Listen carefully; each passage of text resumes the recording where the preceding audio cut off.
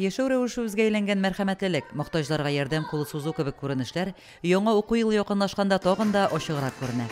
Август айы елның елында киләчәк буын билгесе астында узып, җирлегебезнең күп кенә оешма предприятиеларын хәйрия эшенә, сабыйларга бүләк ясарга өнди. Мәктәпкә җыенырга ярдәм ит акциясендә бүгенге көндә инде күп балаларга ярдәм күрсәтелде. Сертификатлар тапшырылды. Шулай инде бүгенге тантаналы чарада портфельләр дә таратыла. Без Иске Карамалдан килдек. Безнең гаиләдә 3 бала тәрбияләнә. Мәктәпкә җыештыру акциясенә чакырылган өчен бик зур рәхмәт. Бик сөендердегез безне. Үзебезнең гаиләдән бик зур рәхмәт әйтәбез.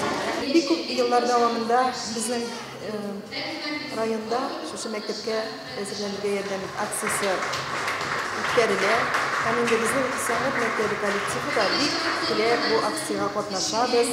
Инде 2нче ел рәттән бу акция безнең мәктәп бинасында 1нче класска баручы балаларга букчалар тапшырып, менә шундый матур чарада катнашабыз бүген.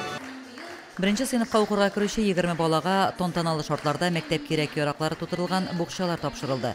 Мәктәп портфельләрен Россия Федерациясе Федераль җыелыш Дәүләт Думасы депутаты Руслан Гаджиев әзерләгән иде. Яңа тормышка беренче адымнарын атлаучы нәниләргә Агромастер җитештерү компаниясе җитәкчесе Илгиз Исламов та җылы теләкләрен җиткерде. Кайбер кешенең күңеле тарырак була, кайбер кешенең күңеле киңрәк була.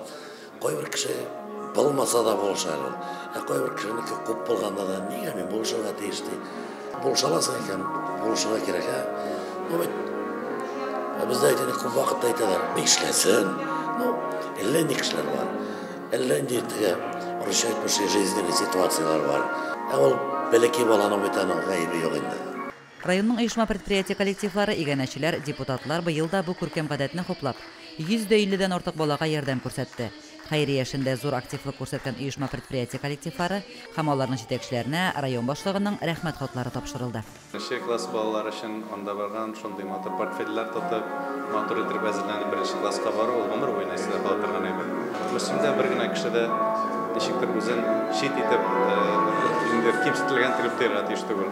Бу акцияда шуңа бирелгән, что кем генә булмасын төрле авыр чираклар булырга мөмкин. Шоранны Буалла сәнгать мәктәбе укучыларының җырлары бизәде. Бәйрәм ахырында мәктәп буенча экскурсия оештырылды. Лилия Шәймиева, Динар Нуртдинов, Мөслим телевидениесе.